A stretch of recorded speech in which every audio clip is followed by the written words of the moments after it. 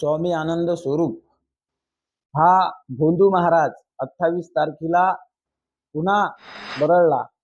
छत्रपती शिवाजी महाराजांबद्दल तो जे बोलला, तो म्हणतो की युद्ध पेशवे लढले आणि नाव शिवाजीचं झालं.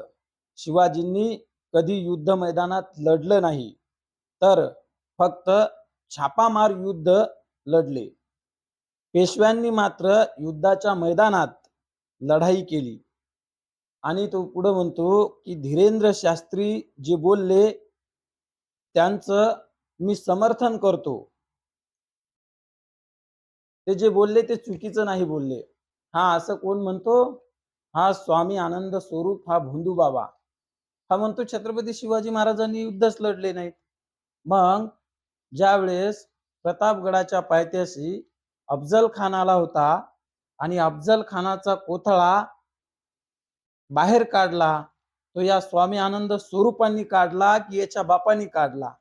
जो अफजल खानाचा वकील होता कृष्णा भास्कर कुलकर्णी, त्याचं एका फटक्यात तलवारीनं त्याचं धडा वेगळं मुंडकं केलं. ते या स्वामी आनंद स्वरूपांनी केलं की त्याच्या बापांनी केलं?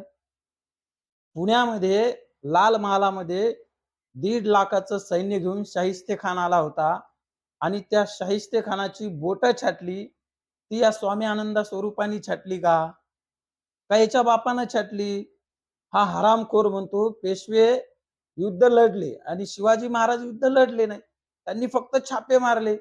अरे हरामखोरा, छत्रपती शिवाजी महाराजाचा अपमान करताना तुम्हाला लाज कशी वाटत नाही? हा, आणि हे महाराष्ट्रातले जे आज हिंदुत्वाच्या नावानं मोठमोठ्या सभा घेतात आणि छत्रपती शिवाजी महाराजांचा अपमान आम्ही खपवून घेणार नाही म्हणतात. छत्रपती शिवाजी महाराजांचा अपमान होतो त्यावेळेस आज संजय गायकवाडांनी किती शिव्या दिल्या त्या प्रकाशकाला, त्या प्रशांत आंबीला. आता कुठल्या बिळात जाऊन बसला बाबा, त्याला पण शिव्या दे ना.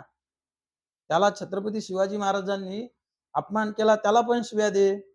छत्रपती शिवाजी महाराजांचा अपमान त्यांनी केला, त्याला शिव्या देत नाही. तो संग्राम जगताप, बापू भंडारे, तो टिल्ला नितेश राणे, या हरामखोरांनी त्याला शिव्या द्यायला पाहिजे ना, त्याचा निषेध करायला पाहिजे ना.